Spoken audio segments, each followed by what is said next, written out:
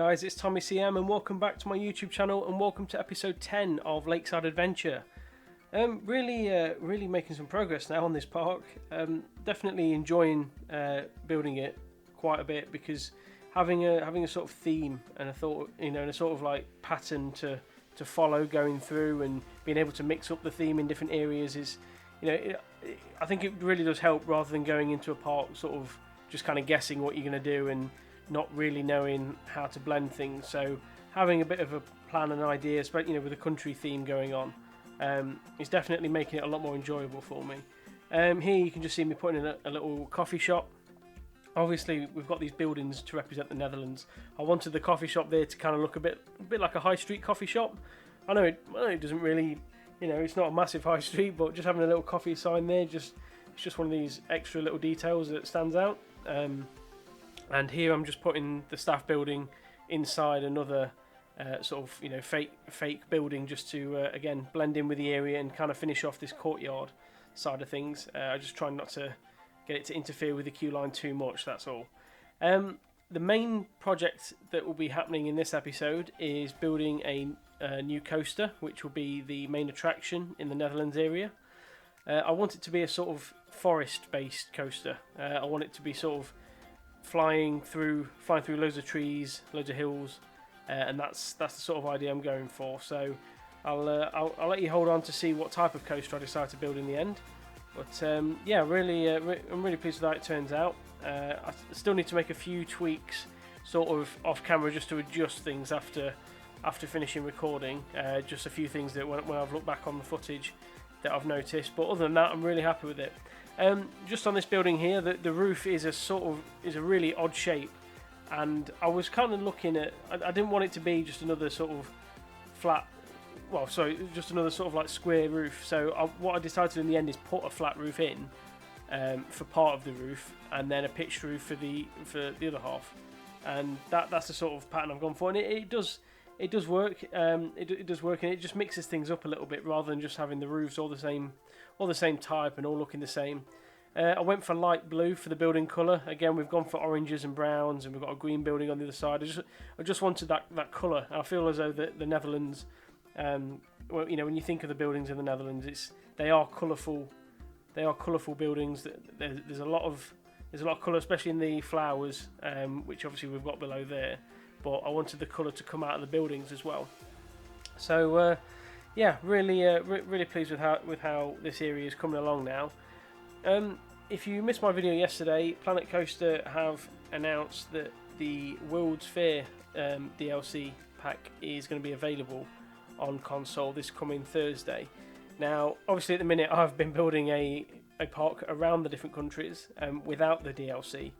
My plan is when that comes out, I will be getting the DLC, and I will probably spend an episode going around the US area, the Egyptian area, and the Netherlands area, because this will probably be complete by the time that comes out. I will go back through the three countries and sort of tweak any areas or improve different bits of theming where I feel as though that that the pack gives me something to improve on. So yeah, I'll probably spend that for one episode, and I'm really excited to see what I can improve this park with the contents of that DLC pack. So yeah, that's one thing to look out for coming up. It has been a bit tricky sometimes trying to find things that fit the perfect theme, but I am really pleased with how things are coming out, and I do like how the three different areas look from a distance. So here you can see the coaster. I've gone for a wing coaster, which obviously, for those of you who've never been on a wing coaster, you sit on the side of the track rather than being sat on the train sort of on the track, if that makes sense. Sat on the wings, hence why it's called a wing coaster. We have got one of these in the UK, which is, it's one of my favourite coasters in the UK, definitely, which is the Swarm at Thorpe Park. Definitely one of the best coasters in the UK. So if you've not been there, it's definitely one to recommend for you. This was probably the trickiest part of the build, is just coming out of the hole here. It was getting enough sort of pace on the coaster so that it wasn't travelling too quick, but it wasn't going too slow. Now you see me here. I'm trying to put an inversion as it comes out, and and there's a couple of attempts here where the train doesn't quite make it, so I have to keep sort of adjusting it. But you know, that's all part of building the coaster, is trying to get it to fit. The other downside to flicking through the menus on the console version is, as you flick through the pages, it obviously automatically brings up the different inversions, so you have to flick through them all to get the one you want. It is one of the downsides without using a mouse and keyboard, but you know, it is what it is really. It doesn't cause that much annoyance. So here you can see I'm just carrying on the track. I just wanted to watch the train here, make sure it got round, and it doesn't. So I had to go back to sort of adjust it and reduce the size of the inversion there. Again, I didn't want it. Obviously, I couldn't get it going too quickly because it would be then incredibly hard to slow down in the correct way without it being too intense of a coaster. But I obviously wanted it going quick enough to get round. And you see it there, it doesn't get round again. So yeah, you can see I was having a bit of difficulty, but we do eventually get there in the end. I decided to, if I brought it back underground again, that it should get round this time, and I do believe on this attempt that it does finally make its way round. So once I got round that inversion, I decided to sort of start trying to slow the train down with a bit of a brake run, and then bringing it back towards the entrance. Wing coaster tracks don't tend to be massively long, from my knowledge anyway. They're not sort of lengthy coasters, but they're all about the flying sensation and the fact that because you're not sat above the track and you're sat on the edge of it, that you sort of, you feel like you're flying. So that's the effect that wing coasters tend to go for. And as you can see there, it got over fine, goes over the brake run, and it makes it all the way back to the station. So really pleased with that coaster. We won't take a ride on it until it's fully themed this time. I know in the past I've kind of ridden on the coasters and then I've started the theming. I wanted to start the theming first this time. So as I say, I wanted to go for a bit of like a hilly / forest sort of coaster. I also thought the hills would be a good way to kind of block out the river rapids, because I felt that at the back there, the river rapids didn't really separate Egypt from the Netherlands section. Without me building a sort of like another river down there, I didn't think it kind of separated it well enough. So I think the hills do a good job there. Obviously, I'm just trying to adjust the terrain here just to have a bit of an effect. So the coaster's going through a few tunnels, through a few dips in the track. Wanted to decorate some of the holes here with a lot of rocks. As I say, it's definitely something just to add a bit of character to the ride. And I do think as well, as much as the terrain is rocky itself, the rocks as you go around really do stand out as you're going around on these coasters. So definitely one to think about if you're designing your own coasters, is how to use these rocks.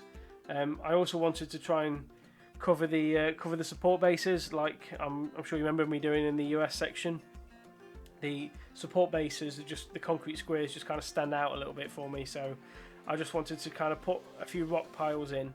Obviously on this section there's quite a few rocks, but dotted about the rest of the area, I just wanted to do that a bit more. So I'll just copy a few of these rocks and I'll be back to you shortly.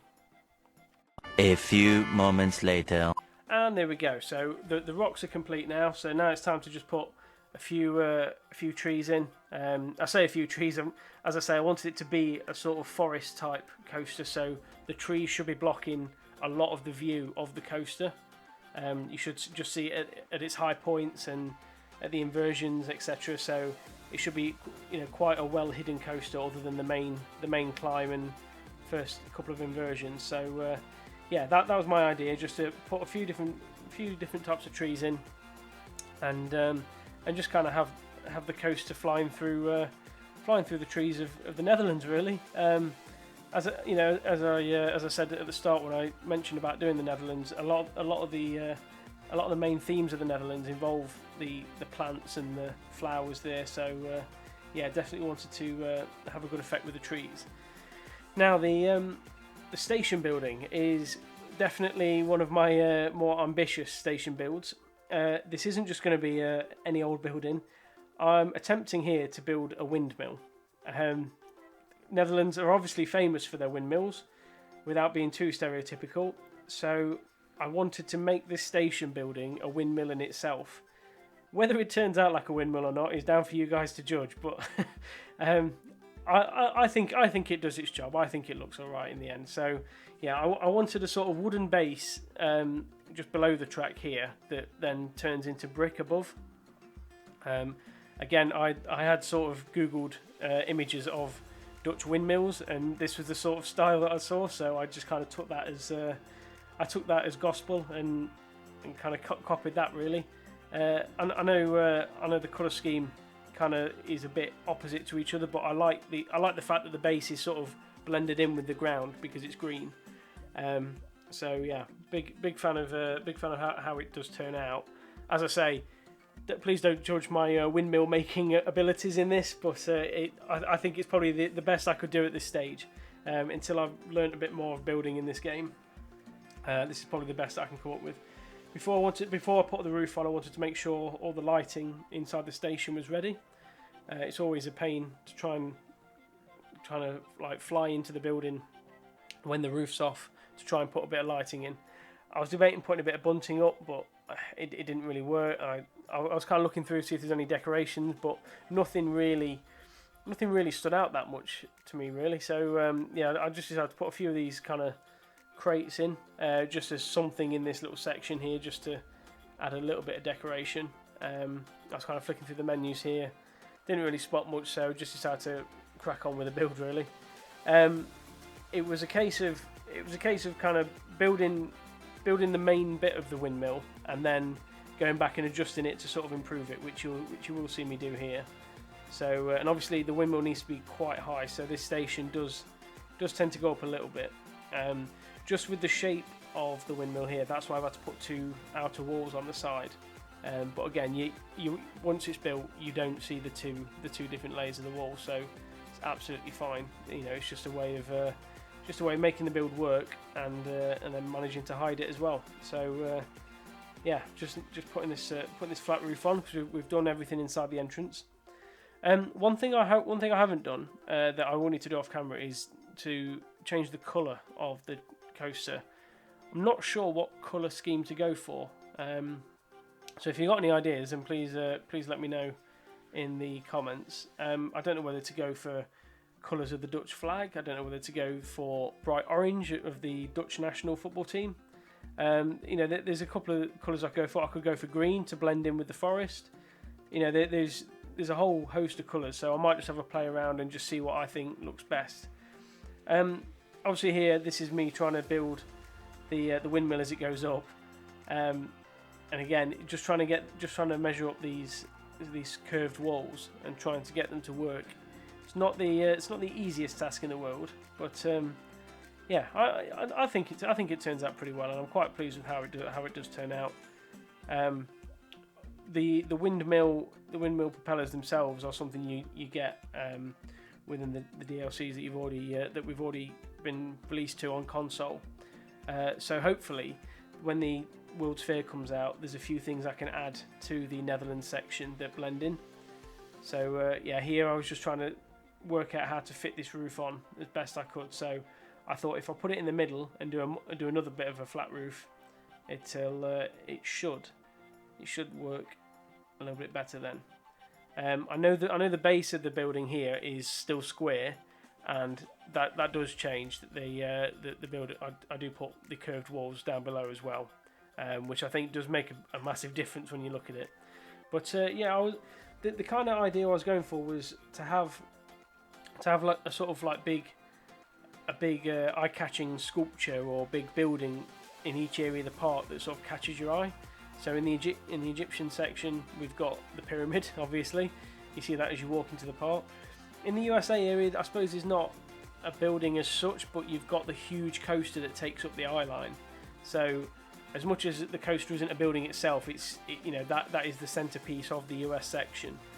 There is a couple of buildings in there, but I wouldn't call them the sort of the main attraction of the area.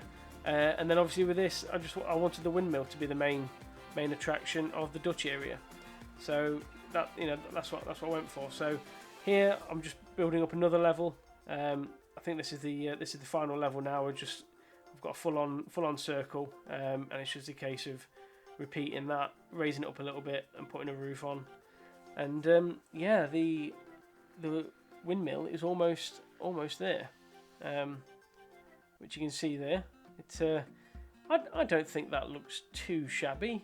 I've seen better windmills in my life, but I don't think it looks too shabby. I'm quite happy with that. I would take that as a windmill, and I'll just fill in the blank here. But yeah, I think having a station building have another purpose to it other than just to hide the train station. I think it always a fun aspect, knowing that you're kind of queuing up to get into into this weird building.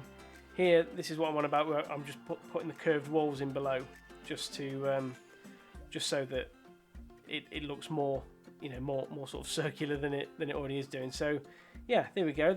I'm quite pleased with that as a windmill.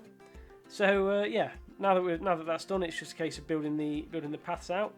So here's the exit path. Obviously we've got the railway just running in front.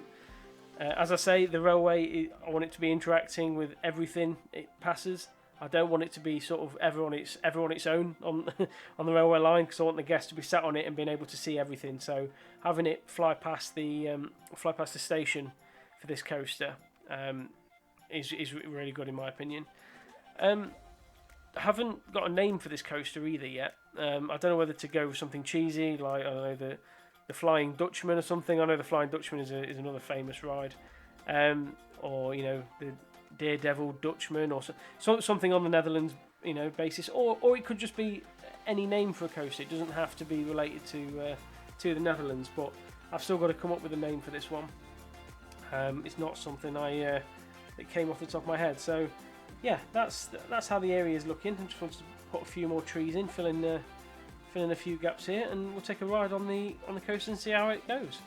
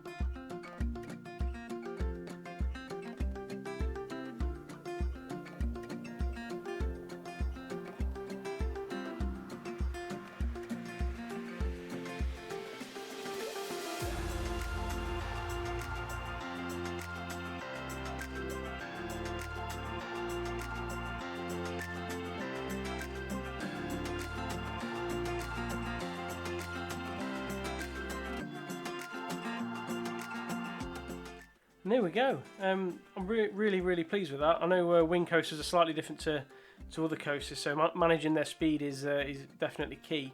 There's one or two bits there I need to go back and smoothen out the bends on, and I just need to move one or two of the trees because they did get in the way of the track. But other than that, I'm really happy with that. So yeah, hope you enjoyed that video, and I'll see you next time. Goodbye.